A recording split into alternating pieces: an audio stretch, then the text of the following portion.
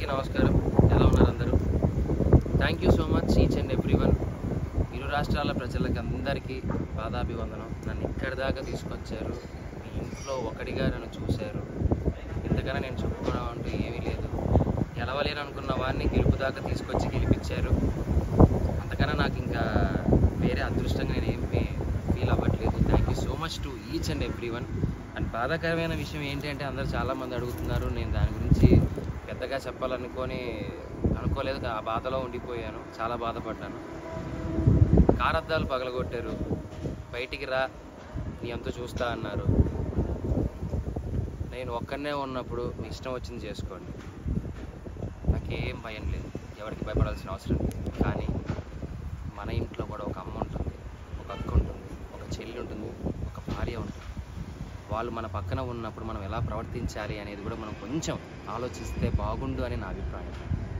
అద్దాలు పగలగొట్టినప్పుడు ఆ అద్దం పెంకులన్నీ వచ్చి మా అమ్మగారి మీద పడ్డాయి, తీజు మీద పడ్డాయి. ఏమీ ఎవరికి కాలేదు కాబట్టి సరిపోయింది. అదే ఆ పెంకుల వల్ల ఏదైనా జరగరాని జరిగిందంటే, ఆ రాళ్ళ వల్ల తల పగిలి ఎవరికైనా ఏదైనా జరిగిందంటే నేను ఈరోజు ఎవరిని కోల్పోయేవానో నాకు తెలియదు. ఇలాంటివి ఇంకెప్పుడు ఎవరికి జరగకూడదు. ఇలాంటివి ఎప్పుడు ఎవరికి చేయకండి. మీకు కోపం ఉంటే తిట్టండి, పడతాను. కామెంట్ పెట్టండి, చూస్తాను. ఇంకా కోపం ఉంటే వీడియోలు తీసి పెట్టండి. ఎలాగో పెట్టారు, నా కుటుంబాన్ని మొత్తం బాధ పెట్టారు. నేను ఏది పట్టించుకోవట్లేదు. ఎందుకు అంటే నేను నమ్ముకుంటే నా హీరో, నా గురువు మాస్ మహారాజా రవితేజ గారు, ఆయన వచ్చి నాకు అవకాశం ఇచ్చిన రోజు నేను గెలిచాను. నేను బయటికి వచ్చిందే ఆ గెలుపులో వచ్చాను. కానీ గెలిచి ఒక ఆనందంతో బయటికి వస్తాను అనుకున్న నన్ను, నా కుటుంబాన్ని రోడ్డు మీద నించోబెట్టారు. అది చాలా బాధ వేసింది. పర్లేదు, నన్ను ప్రేమించే వాళ్ళు, నన్ను అభిమానించే వాళ్ళు ఉన్నారు కాబట్టి దేవుడు చల్లగా చూడబట్టి మా అమ్మకి, నా భార్యకి ఏం కాలేదు. నాకేవైనా పర్లేదు.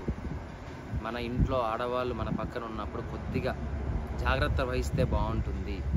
జరగరాని ఏదైనా జరిగితే కప్పు పోతే తిరిగి తెచ్చుకోవచ్చు, డబ్బు పోతే తిరిగి సంపాదించవచ్చు, మనిషి పోతే తిరిగి తీసుకొని రాలేమండి. ఇది గుర్తు పెట్టుకోండి. చాలా రిక్వెస్ట్గా అడుగుతున్నాను, దయచేసి ఇంకెప్పుడు ఇలా చేయకండి ఎవరి దగ్గర.